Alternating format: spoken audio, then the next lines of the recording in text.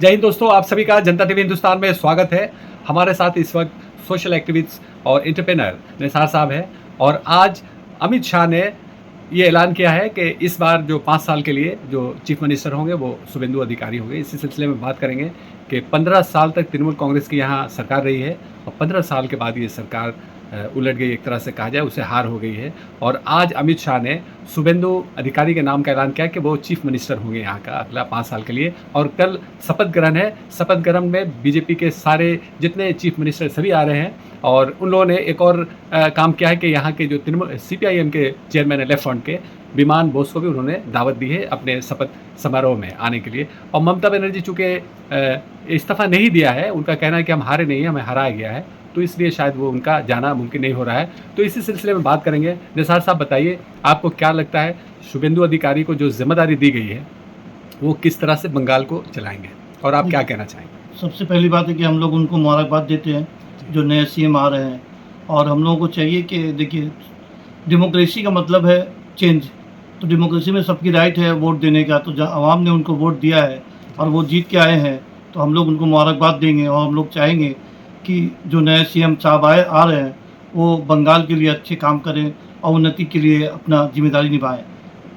और शुभेंदु अधिकारी को ये कहते हुए सुना गया है कि इससे पहले शपथ समारोह से पहले कि सबका साथ और हिंदुओं का विकास।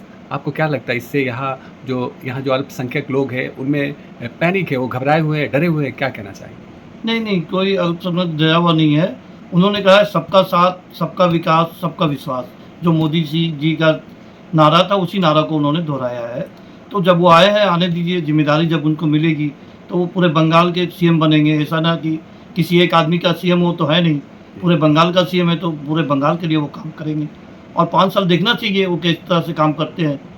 और एक और चीज़, जैसे ही गिनती का ऐलान हुआ और बीजेपी की जो 200 से ज़्यादा सीटें का ऐलान हो गया, उसके बाद से बहुत से जगहों में देखा गया कि तोड़फोड़ हुए हैं, आगजनी हुई है, तो इससे एक भय का माहौल बन गया, लोग डरे हुए हैं। इस पर क्या कहना चाहेंगे?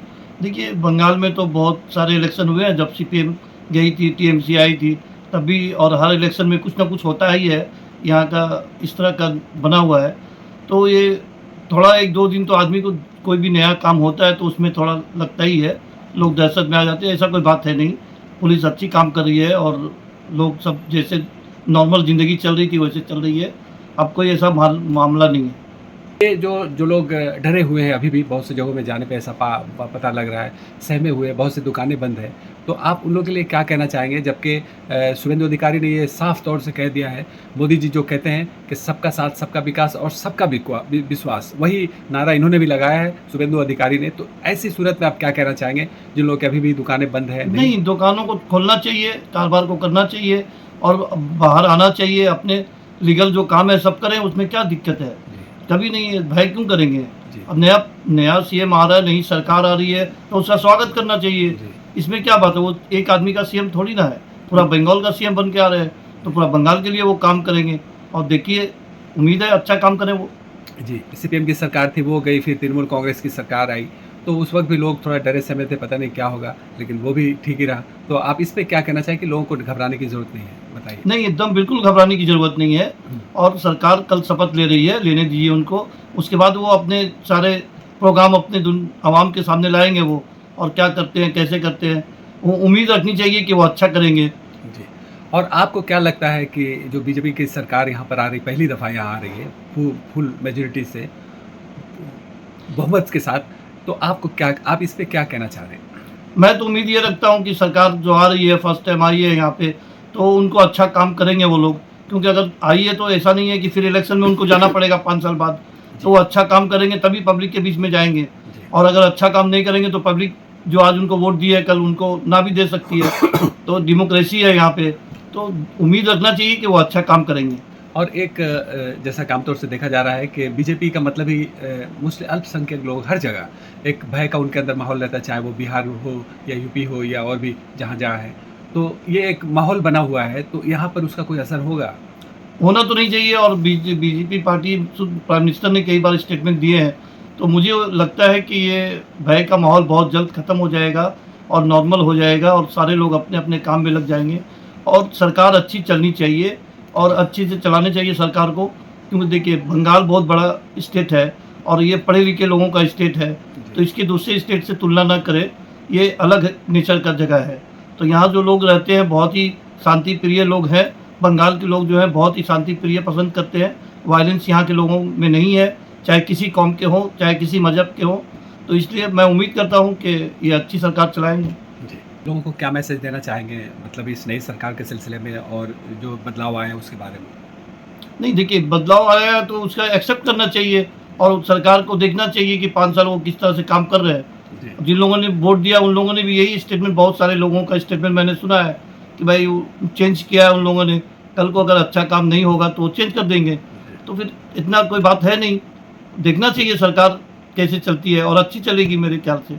और एक और जो बात है कि ये लोगों में ये बात भी है ख़ास तौर से अल्पसंख्यकों में कि उन्हें रास्ते पे नमाज़ नहीं पढ़ने दी जाएगी, अज़ान बंद कर दिया जाएगा और भी कई तरह के, तो इस पे आप क्या कहना चाहेंगे? नहीं, ऐसा कोई बात नहीं है। बिहार में है बीजेपी की सरकार, यूपी में है, गुजरात में है, तो सारी जगह अजान तो हो रही है, ऐसा कोई मामला नहीं है। जी। देखिए कुछ लोग तो हर पार्टी में ऊपर नीचे रहता है, उसके बाद करके कोई फ़ायदा नहीं है। जी। ऊपर लेवल के जो लोग हैं हैंडल तो वही करेंगे ना। जी। तो ऐसा कुछ नहीं है, सब कुछ ठीक रहेगा और आवाम को भी चाहिए कि अपने हिसाब से सही काम करे, जी। इत्मीनान रखे और पैनिक ना हो, जी। अफ़वाह पे ध्यान ना दें। जी। जी।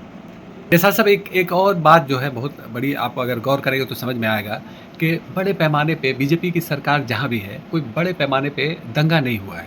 इसकी क्या वजह है बताइए? जबकि इससे पहले कई सरकारें थी, उनके दौर में बहुत से दंगे होते थे। इनके ज़माने में उस तरह के दंगे नहीं हुए। तो इसका मतलब क्या है कि ये लोग कंट्रोल रखते हैं।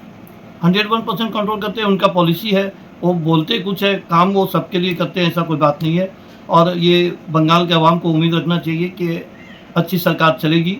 और ये लोग यहाँ तो वैसे भी बंगाल में दंगा का कोई रिवाज है नहीं, यहाँ के लोग बहुत शांति प्रिय लोग हैं, पढ़े लिखे लोग का ये स्टेट है। तो ये तो बहुत ही अच्छा स्टेट है ये। रही है। बहुत शुक्रिया निसार साहब हमारे साथ बातचीत करने के लिए। निसार साहब ने जिस तरह से यहाँ अपना बयान दिया, अपनी बातें कही है, ये पूरे हिंदुस्तान के मुख्तलिफ रियासतों का ये दौरा करते रहते हैं। बिहार, यूपी, गुजरात से लेकर हर जगह जहाँ बीजेपी की सरकार है, इन्होंने देखा है कि बीजेपी कहती हो सकता है कहती कुछ और है, लेकिन करती है, सबके लिए काम करती है ये पार्टी। और इनका नारा भी है कि सबका साथ, सबका विश्वास और सबका साथ विकास, ये इनका नारा है और इसी नारे के साथ ये अपना काम करती है। तो इन्होंने इनकी बातों से ये ज़रूर उम्मीद बन रही है, खासतौर से अल्पसंख्यक के लोगों को, जिनमें ये पैनिक है, डर है, भय है कि बीजेपी आई है तो पता नहीं क्या होगा। लेकिन इनका कहना है कि हमने बहुत से स्टेट्स का भी दौरा किया, सारा हर जगह सही हाल है, सही है। लोगों को थोड़ा अपने को भी ठीक रखना है। बहुत शुक्रिया निसार साहब हमारे साथ बातचीत करने के लिए। दूसरे अपडेट के साथ फिर मिलेंगे, तब तक के लिए धन्यवाद।